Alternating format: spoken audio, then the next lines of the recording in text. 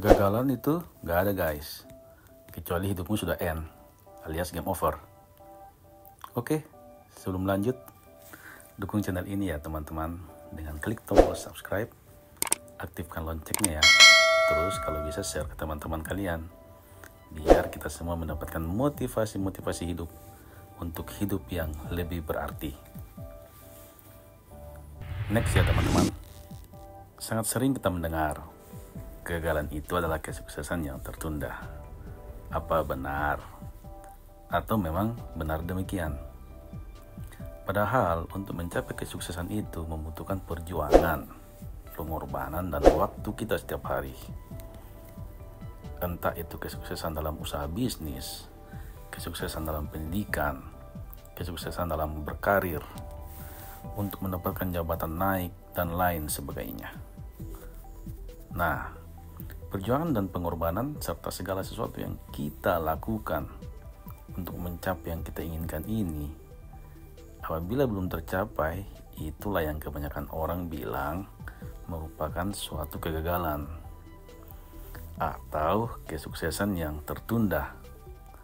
Padahal waktu itu masih berjalan guys, kita masih hidup, ya kan? Waktu masih berputar teman-teman.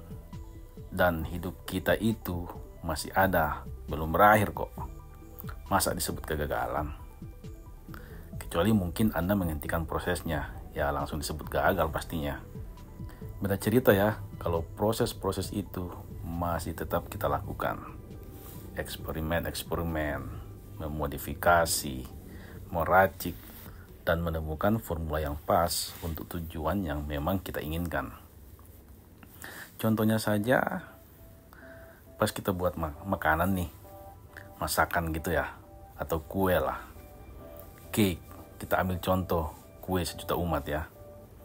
Kan ada bahan terigu, gula, mentega, telur, terus ada topping-toppingnya gitulah, supaya lebih menarik. Untuk buat adonannya kan pasti dibutuhkan takaran-takaran yang sedemikian rupa, dan pastinya tidak hanya sekali untuk mendapatkan rasa dan tekstur yang pas dengan keinginan kita. Harus diulang-ulang dan dalam tempo yang tidak singkat. Butuh waktu guys. Setelah jadi harus dirasa lagi. Kalau ada yang kurang maka mencari racikan lagi yang pas. Itulah proses yang terjadi guys. Mendapatkan apa yang kita inginkan, atau dalam hal ini kesuksesan membuat cake yang rasanya pas dan teksturnya yang mantap. Nah, proses-proses tadi inilah yang kebanyakan orang bilang itu kegagalan. Tapi ya menurut saya bukan kegagalannya, tapi proses step by step yang harus dilewati. Lebih tepatnya kita sebut proses, bukanlah kegagalan.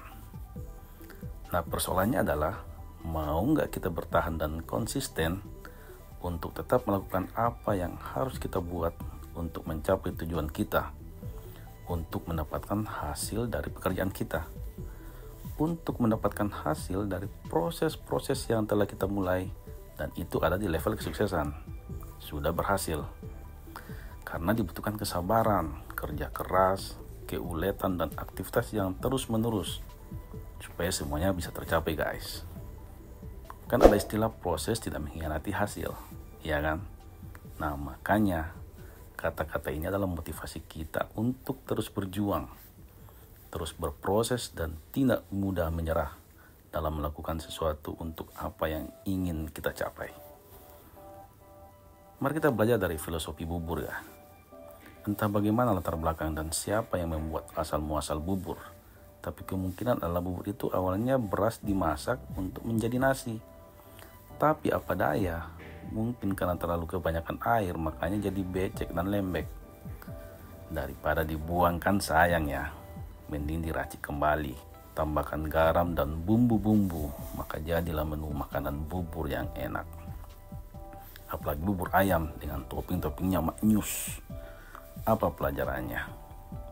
Sekiranya apa yang kita buat itu terlihat gagal atau tidak berhasil, dan masih melalui proses-proses yang ada, maka tinggal dimodifikasi sedemikian rupa menjadi sesuatu yang akhirnya berarti dan bernilai.